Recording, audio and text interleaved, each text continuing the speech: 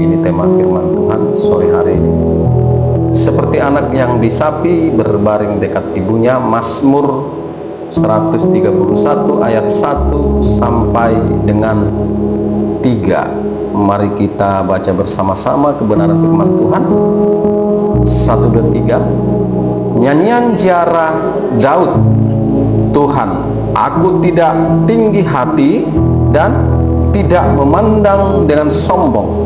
Aku tidak mengejar hal-hal yang terlalu besar atau hal-hal yang terlalu ajaib bagiku. Sesungguhnya aku telah menenangkan dan mendiamkan jiwaku, seperti anak yang disapi berbaring dekat ibunya, yang seperti anak yang disapi. Jiwaku dalam diriku, berharaplah kepada Tuhan, hai Israel, dari sekarang sampai selama-lamanya. Katakan amin untuk kebenaran firman Tuhan. Ya, disapi artinya baru cerai susu kalau dalam kitab Yesaya, ya. Jadi kalau dalam kitab Yesaya, disapi itu artinya baru cerai susu. Atau dalam kesehatan juga, ya, dalam kesehatan, ya, cerai susu, ya, artinya selesai menyusu. Yesaya 28 ayat 9. Disapi artinya baru cerai susu. Yesaya 28 ayat 9.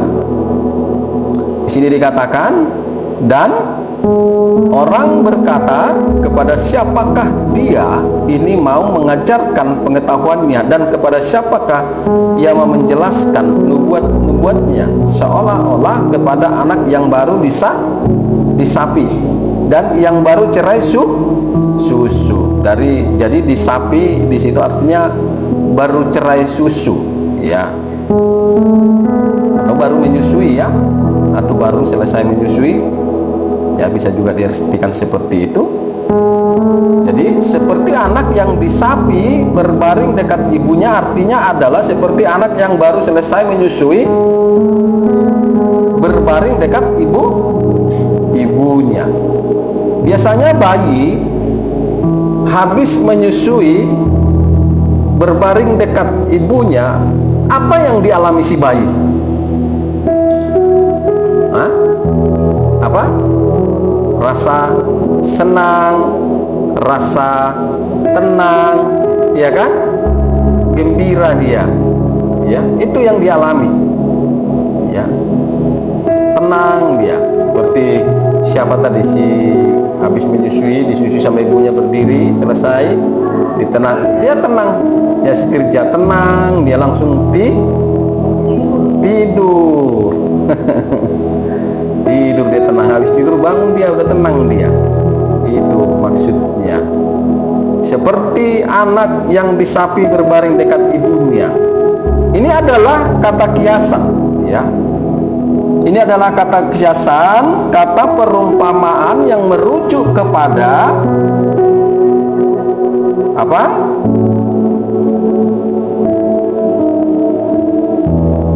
Jiwa yang tenang,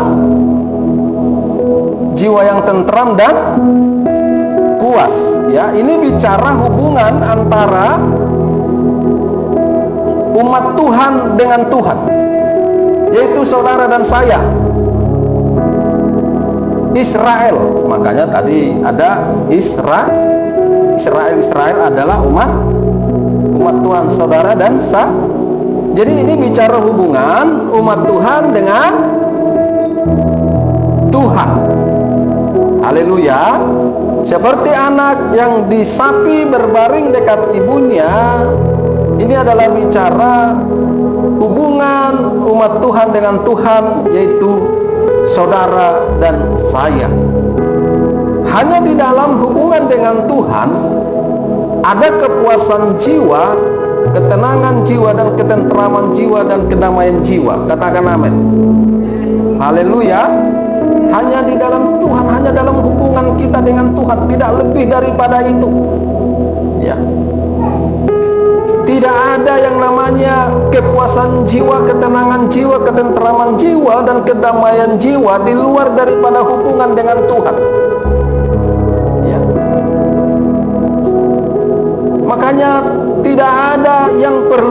kita sombongkan kepada Tuhan. Salam. Tidak ada yang perlu kita sombongkan kepada Tuhan. Amin. Kita butuh hubungan dengan, karena hanya di dalam Tuhan kita dapat menemukan dan mengalami kepuasan rasa tentram, rasa damai. Tidak ada di luar itu. Ya. Itu makanya, itu sebabnya Daud berkata di ayat 2 tadi, apa katanya di situ? Aku tidak tinggi hati dan tidak memandang dengan sombong. Ya. Aku tidak mengejar hal-hal yang terlalu besar atau hal-hal yang terlalu ajaib karena itu tidak bisa memuaskan jiwa, karena itu tidak bisa memberikan tidak bisa memberikan kedamaian. Makanya Daud berkata, aku tidak perlu kejar-kejar itu. Ya, gak perlu. Salam saudaraku. Bukan berarti kita tidak butuh itu. Itu butuh. Tapi kalau sampai itu kita anggap menjadi suatu hubungan yang bisa memberikan kita kepuasan, ketenangan, rasa damai, wah itu salah. Salah Bapak Ibu.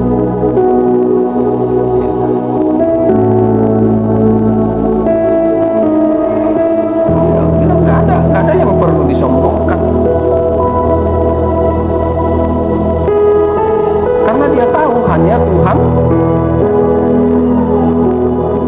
Tuhan saja yang bisa memberikan rasa tenang, damai, dan tentram, seperti anak yang baru disapi oleh ibunya, berbaring dekat ibunya, mengalami kepuasan, mengalami ketenangan, kedamaian. Dia nggak perlu lagi butuh apa-apa.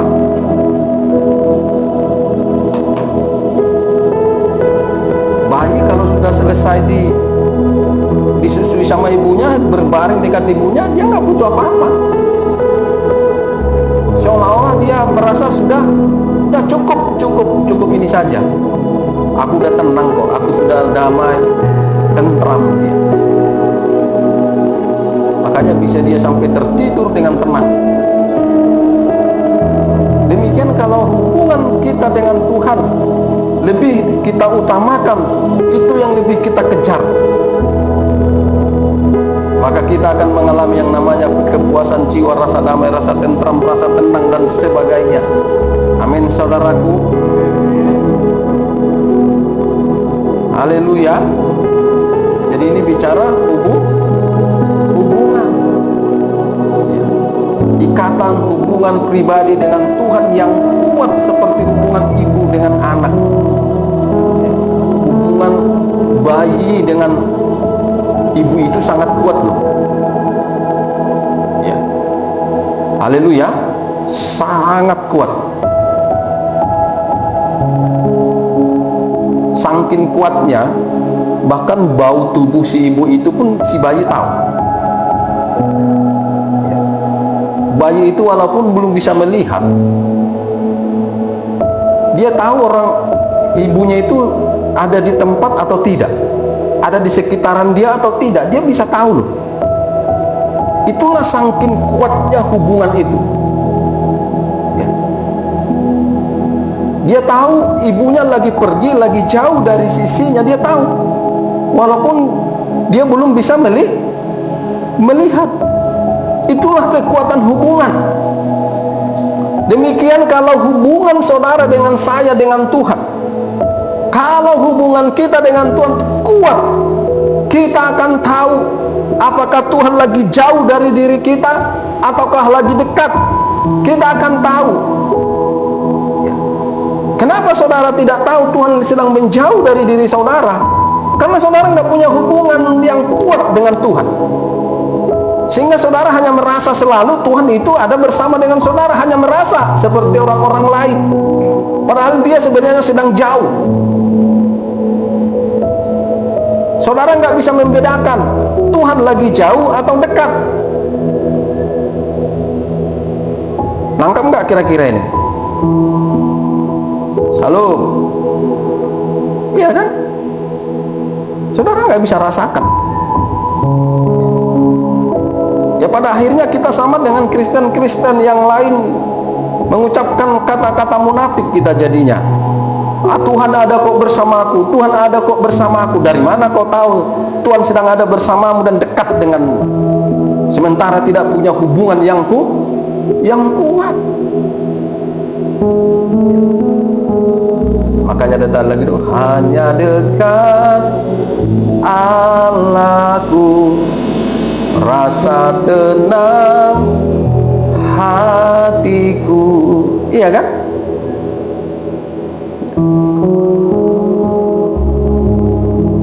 Ada kok Tuhan bersama aku.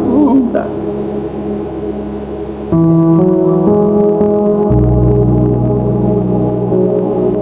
Jadi harus bisa kita bedakan, bisa kita deteksi, bisa rasakan Tuhan itu sedang jauh atau sedang dekat kepada kita. Kalau kita punya hubungan kuat seperti seorang ibu, seperti seorang anak dan ibu yang begitu kuat hubungannya, amin. Ya, bisa dia tahu Bapak Ibu, bisa dia rasakan si anak itu, ibunya lagi jauh atau lagi dekat, ibunya lagi pergi atau lagi masih ada di daerah sekitarnya. Bisa dia rasakan sekalipun dia tidak dapat melihat, bahkan bisa mengenali suaranya. Ya. Tajam dia. Pengenalannya akan ibunya itu tajam. Bahkan bayi itu mendengar suara jejak kaki ibunya pun dia bisa.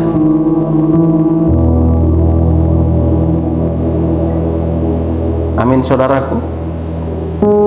Instingnya, feelingnya kepada ibunya begitu kuat. Itulah kalau sudah hubungan itu kuat.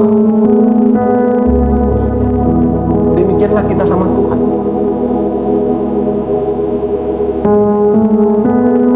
Haleluya. Mari kita jalin hubungan kita dengan Tuhan lebih lagi, lebih kuat lagi hubungan kita. Amin saudaraku. Ya.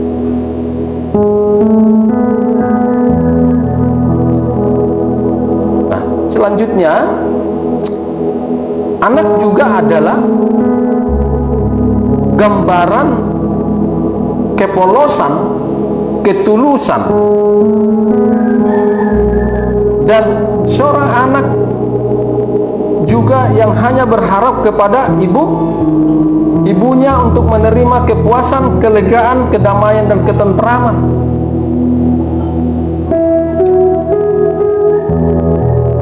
Seorang anak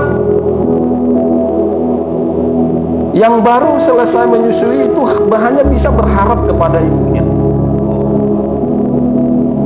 dalam kepolosan, dalam ketulusannya.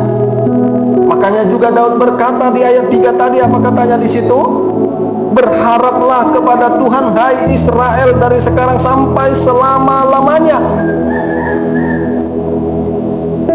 Berharaplah kepada Tuhan, hai umat Tuhan, dari sekarang sampai selama-lamanya, sampai seterusnya. Seperti seorang anak bayi yang terus hanya berharap kepada ibunya, demikian kita kepada Tuhan. Tidak ada pengharapan kita kepada yang lain, kepada apapun.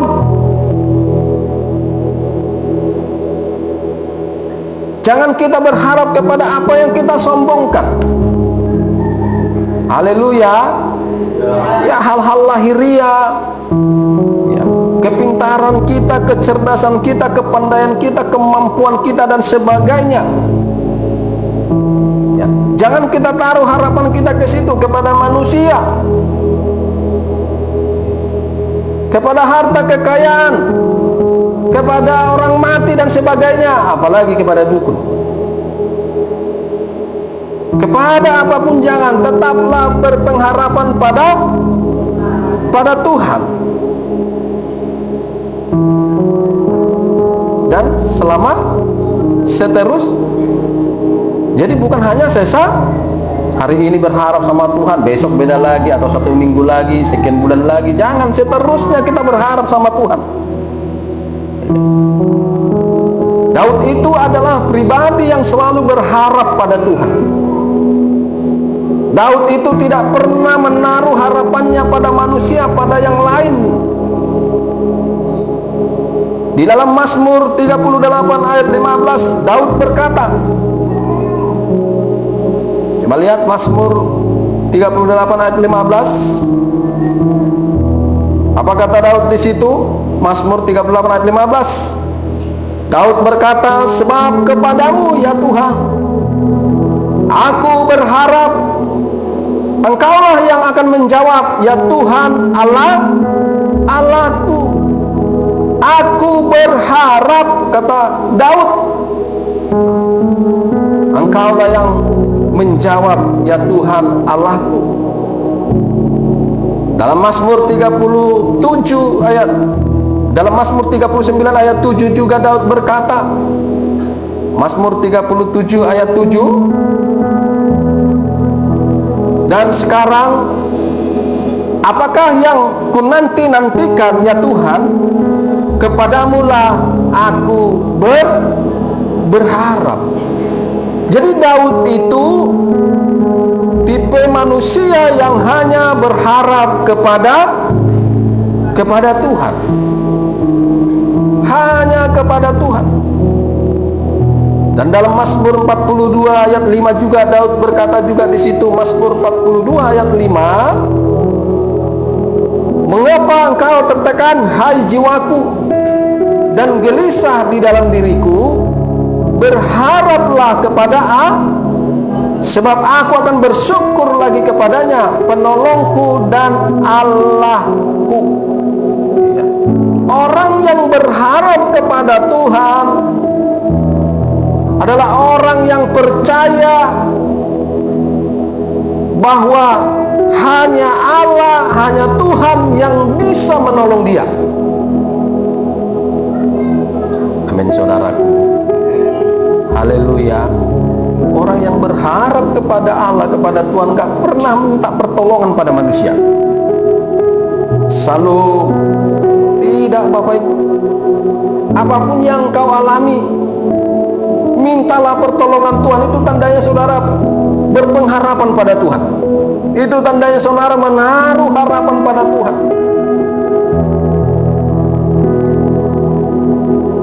Tandanya dia selalu meminta pertolongan pada Tuhan. Apapun masalah saudara, ya, minta pertolongan pada Tuhan. Biar Tuhan yang bekerja menolong saudara dengan caranya. Haleluya, saudaraku. Angkap sampai di sini.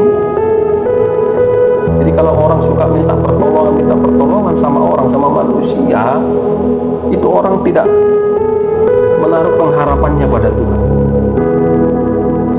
Itu tanda orang yang tidak berpengharapan kepada Tuhan. Makanya nggak perlu gelisah. Seperti kata Daud, hai jiwaku, mengapa kau gelisah? Seringkali kita menaruh kegelisahan karena kita tidak menaruh pengharapan kepada Tuhan. Kita nggak percaya bahwa Dia adalah penolong. Aduh gimana ini? Aduh gimana ini? Aduh kayak mana ini? Aduh macam mana ini? Kan gitu kan? Aduh kacau lah ini. Ya. Tapi kalau orang yang sudah berpengharapan sama Tuhan, tidak lagi. Dia percaya Tuhan adalah penolongnya karena dia menaruh pengharapannya kepada Tuhan. Jadi mari Bapak Ibu yang dikasihi oleh Tuhan, mari kita sama-sama berharaplah pada Tuhan, sebab hanya pada Tuhan ada pertolongan, hanya pada Tuhan juga ada kasih setia, ada pembebasan dan ada pengampunan. Mari kita lihat Mazmur 130 ayat 7 sampai dengan 8. Mazmur 130 ayat 7 sampai dengan 8 dikatakan di situ, berharaplah kepada Tuhan, hai Israel, sebab pada Tuhan ada apa? Kasih setia, dan Ia banyak kali mengadakan pembebasan. Dialah yang akan membebaskan Israel dari segala kesalahannya, membebaskan umat Tuhan dari segala kesalahannya. Ini bicara apa? Ini pengampunan. Ya. Jadi di dalam Tuhan ada pengampunan, di dalam Tuhan ada kasih setia, ya. Di dalam Tuhan ada pembebasan. Jadi mari kita berharap kepada Tuhan, jangan kepada yang lain, jangan kepada manusia. Manusia tidak ada kasih setia. Hari ini setia, besok bisa lain. Salam. Tapi Tuhan adalah kasih setia. Di dalam setan tidak ada kasih setia. Di dalam dukun nggak ada kasih setia. Hanya pada Tuhan. Lalu saudaraku, di dalam manusia tidak ada pembebasan. Ketika saudara terikat, terbelenggu oleh apapun, hanya Tuhan yang bisa membebaskan saudara. Tidak ada yang lain. Jadi berharaplah kepada Tuhan, sebab hanya pada Tuhan ada pembebasan. Di dalam Tuhan ada pengampunan. Iblis nggak bisa ngasih pengampunan. Haleluya. Ya, dalam manusia pun sulit kita mengharapkan yang namanya pengampunan. Benar. Bisa aja manusia itu bilang begini, ya aku mengampuni, tapi belum tentu tulus. Salam saudara. Tapi Tuhan adalah pengampun yang begitu kita mengakui kesalahan kita, dosa kita, Dia akan mengampuni kita dengan tulus. Tapi kalau manusia belum,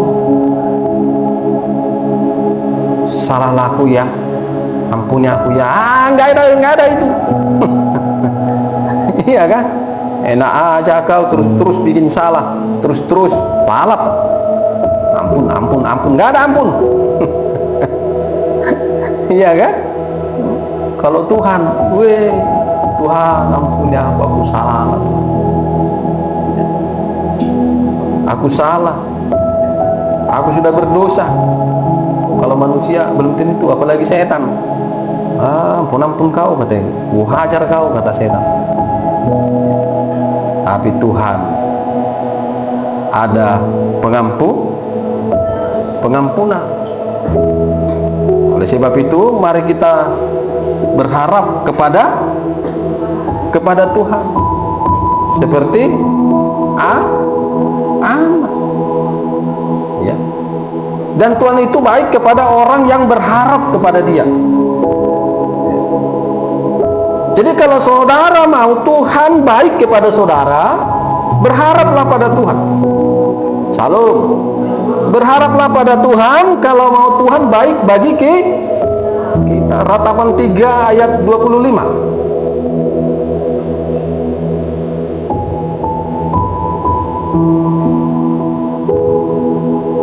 Ratapan 3 ayat 25. Dikatakan di situ, Tuhan adalah baik bagi orang yang berharap kepadanya. Nya diawali dengan huruf besar, itu merujuk kepada Tuhan. Tuhan adalah baik bagi orang yang berharap kepadanya, bagi jiwa yang mencari Dia. Jadi kalau mau Tuhan baik kepada saudara, berharaplah kepada Tuhan. Berharap kepada Tuhan, Dia pasti baik. Ini firman Tuhan. Amin, saudaraku. Haleluya. Jangan berharap kepada apapun. Bahkan ke harta pun kita nggak boleh berharap. Kepada harta kekayaan kita nggak boleh berharap. Ya. Mari kita lihat 1 Timotius 6 ayat 17. 1 Timotius 6 ayat 17.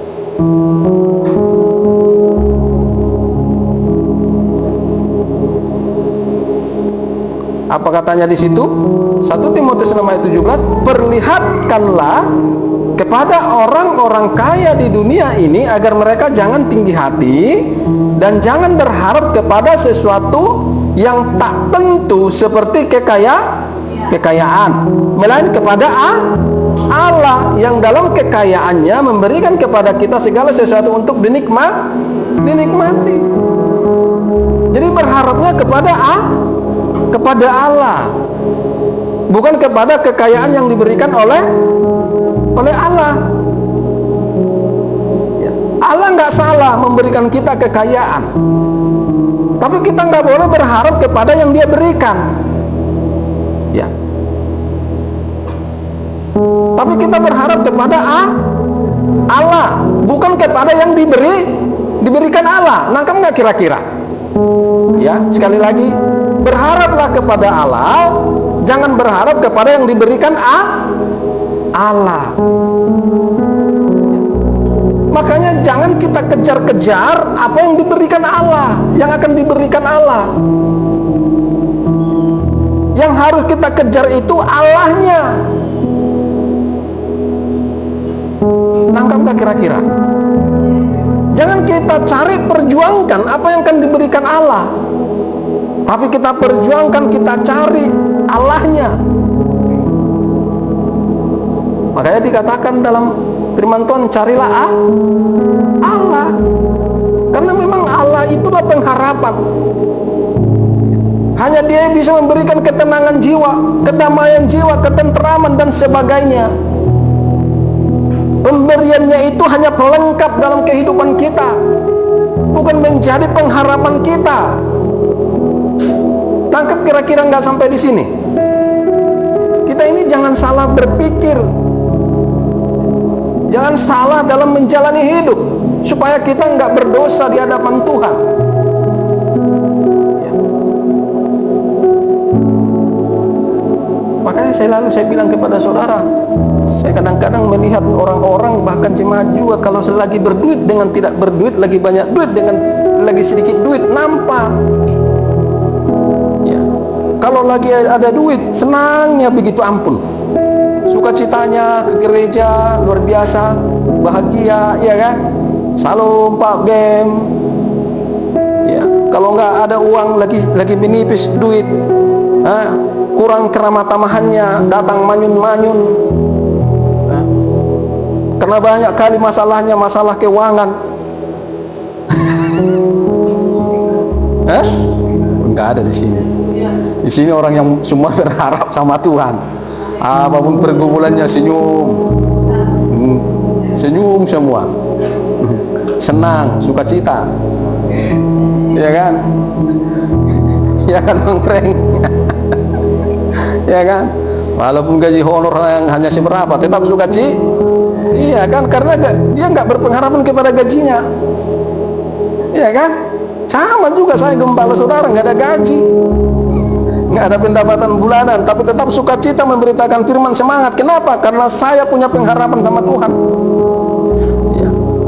Hari ini nggak punya apa-apa, saya percaya kok besok akan Tuhan cukupkan. Ya begitu, karena saya berpengharapan pada Tuhan. Ya, orang kalau udah berpengharapan pada uang, pada kekayaan, nggak ada uangnya, lagi kosong uangnya, manyun dia. Ya, cemberut, mutung, nggak ada ramah tamah, dicakapi susah. Apalagi kau, gue orang aja kau, nggak tahu kau masalah. Katanya. Ya kan? Kalau ibu-ibu udah menipis dompetnya, mami, apa kau? Katanya sama suaminya. Datang tanya, mak minta jajan lah 2.000. Matamu itu. Ya kan? Ya karena pengharapannya di situ. Kepuasan dia di situ. Kalau sudah lagi banyak duit, senyum. Senyum itu, wah, semerbak bunga. Ya. Apa papi? Datang-datang, mak minta jajan berapa? 2.000, kasih 5.000. Saking sukacita yang nggak ada uang, wah, habis bala-balai, diketok lagi kepalanya. Katanya, sebenarnya salam saudaraku. Kalau di sini nggak ada itu. Nggak ada uangnya sukacita. Nggak ada uangnya senang. Tetap senyum. Karena pengharapannya semua yang ada di sini, semua pengharapannya sudah Tuhan. Nggak ada lagi yang lain. Haleluya. Iya. Jadi mari kita jaga hubungan kita dengan kuat pada Tuhan. Biar jiwa kita ini, hati kita ini melekatnya kepada Tuhan. Itu orang kalau sudah punya hubungan kuat dengan Tuhan seperti Daud, itu jiwa dan hatinya melekat pada Tuhan. Benar Bapak Ibu. Makanya Daud juga berkata dalam Mazmur 63 ayat 8. Perhatikan Mazmur 63 ayat 8. Apa kata Daud di situ? Daud berkata, jiwaku melekat kepadamu, maksudnya kepada Tuhan. MU-nya diawali dengan huruf besar. Jiwaku melekat kepadamu, tangan kananmu menopang aku. Jadi Daud berkata, jiwaku melekat kepadamu. Inilah pribadi Daud yang punya hubungan kuat dengan Tuhan. Dia bisa merasakan kelekatan jiwanya pada Tuhan. Haleluya.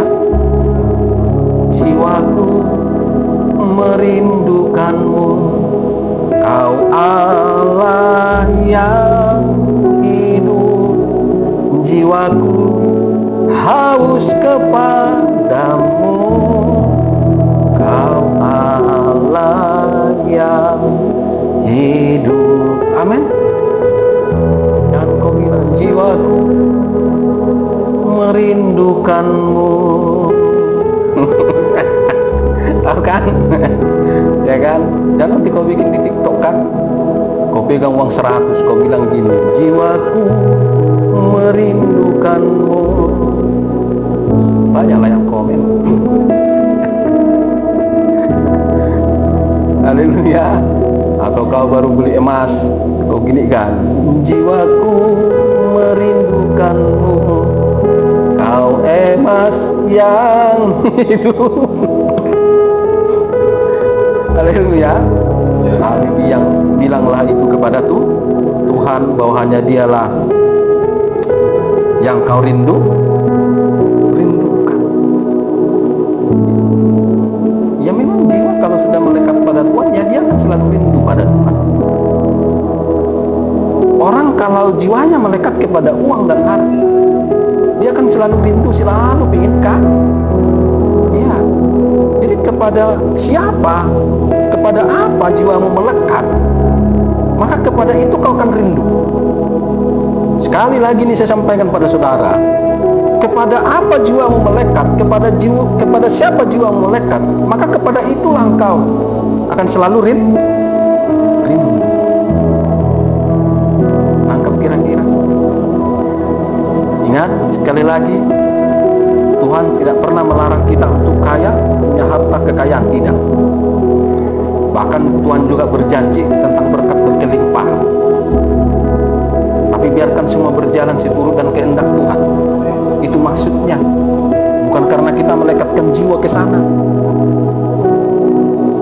Amin saudaraku. Iya. Bahkan kadang-kadang sampai ribut hanya karena uang.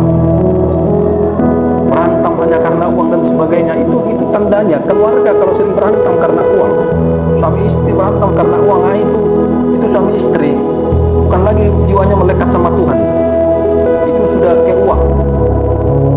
Kalau suami istri sama-sama jiwanya melekat sama Tuhan, nggak ada uang lagi, sedikit uang, aman, adem, karena dua-duanya berharap sama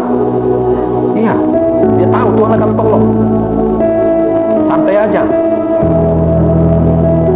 habis duit kita, yoi, gitu aja kan, tenang, santai, Tuhan tolong kita, kan mantap nggak? Amin.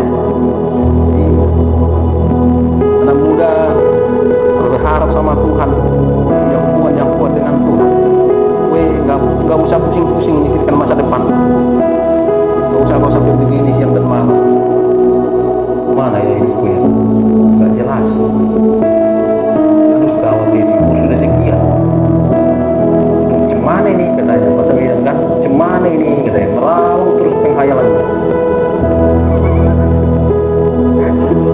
Dulu ya, siang dan malam bahkan tidur pun dia tunggu menghayal dulu dia tentang masa depan, baru tertidur. Gak bisa tertidur si Widung menghayal tentang masa depan. Gak ada yang garut kepala. Kenapa garut kepala? Karena bingung memikirkan jodoh. Kayak mana ini gak ada jodoh katanya kan? Gak datang-datang. Ya kan? Yang apa ini, mengharap jodoh ini banyak ini. Mana Bang Preng hayal dulu dia di depan rumah, bang dulu di situ. Berharap terus tentang jodoh.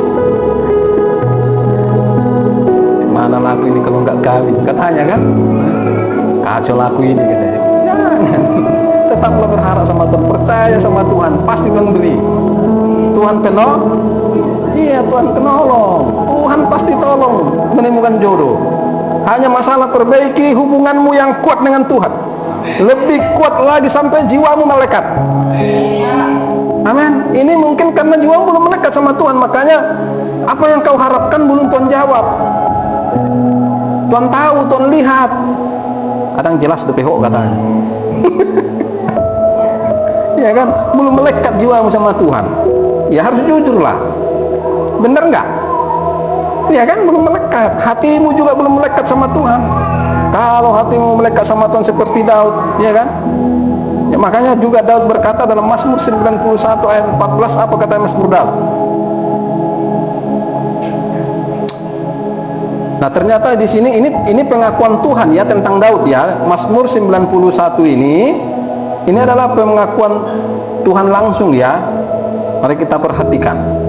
Kenapa saya katakan pengakuan Tuhan tentang kelekatan hati Daud?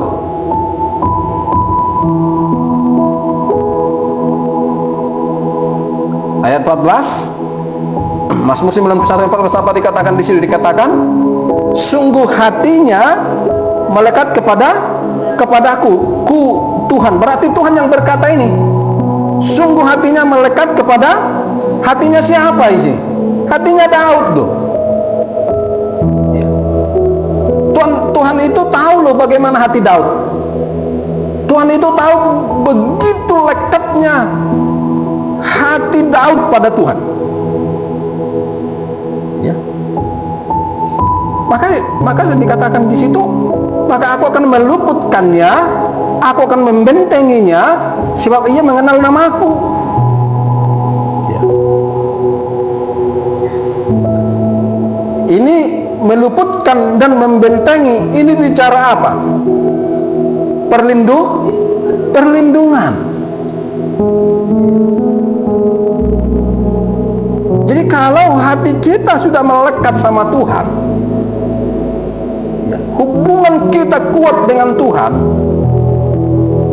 maka nggak usah saudara mau kemana-mana pun saudara nggak usah takut deh. Benar. Aduh, sekarang banyak kali maling. Begal, jangan lewat dari situ, jangan lewat dari situ. Nanti kau kena katanya.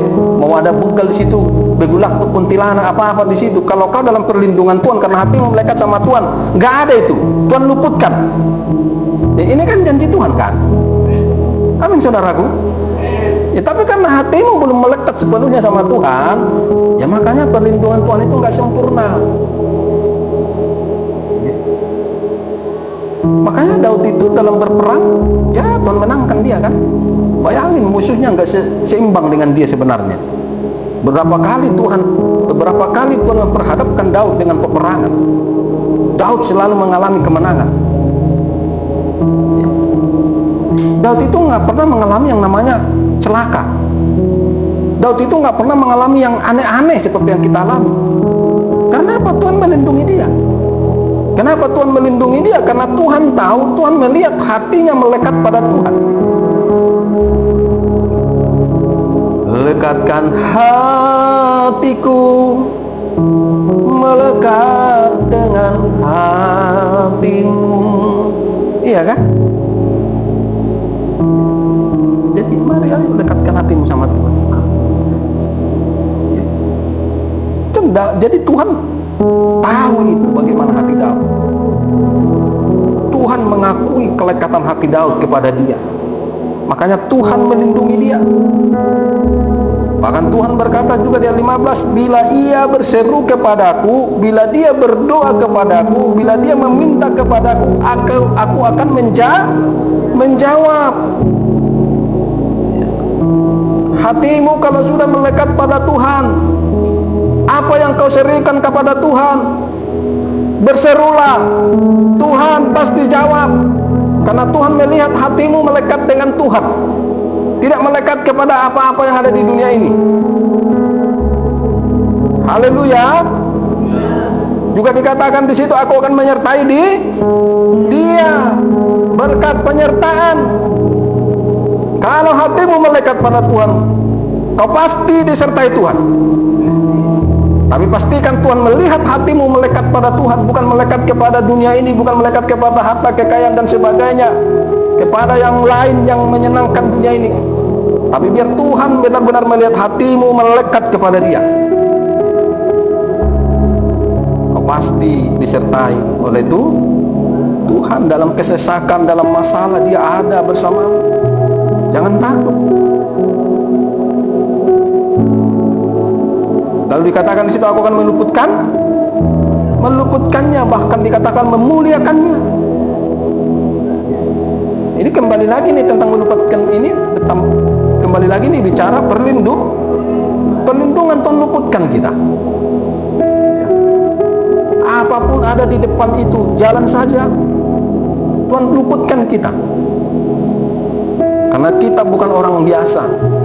Karena kita adalah orang yang melekatkan hati kita pada Tuhan. Amin, saudaraku. Dan akan memuliakan kita. Memuliakan itu sudah bicara mengangkat derajat, Bapak Ibu. Kita nggak akan dibiarkan dalam kehinaan. Kalau hati kita benar-benar melekat pada Tuhan. Lalu juga apa? Dengan panjang umur akan kukenyangkan Dia. Tuhan jamin kebutuhan kita. Panjang umur, Tuhan jamin lagi kebutuhan kita, iya kan? Ya kan ada kata dikenyangkan di situ. Ya. Itu bicara kebutuhan yang tercukupkan, umur panjang luar biasa. Tapi dengan syarat hatimu harus melekat pada Tuhan. Hubunganmu dengan Tuhan harus kuat. Ya. Dan dikatakan di situ, akan kuperlihatkan kepadanya keselamatan yang padaku. Luar biasa. Ya. Jadi mari kita jaga hubungan kita dengan Tuhan. Ya. Seperti anak yang disapi berbaring dekat ibunya, demikian kita kepada Tuhan. Punya kedekatan batin dengan Tuhan, punya kelekatan jiwa pada Tuhan, punya kelekatan hati kepada Tuhan, bukan kepada yang lain.